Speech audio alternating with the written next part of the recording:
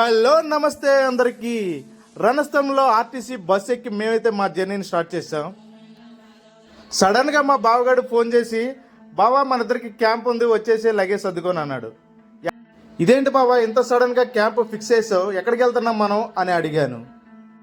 నువ్వేం మాట్లాడుకో, నీకు ఒక సస్పెన్స్ అయితే ఉంది, నేను అది చూపిస్తాను. అలా రణస్థలం నుంచి వైజాగ్ అయితే మేము రీచ్ అయిపోయాం.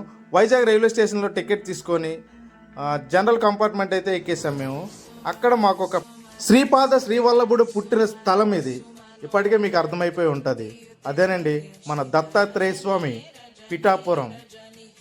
పిఠాపురం అంటే అందరికీ గుర్తొచ్చేది ఏంటో తెలుసు కదా, అదే ఇది. నేను చెప్పవసరం లేదు ఇంకా మీకు.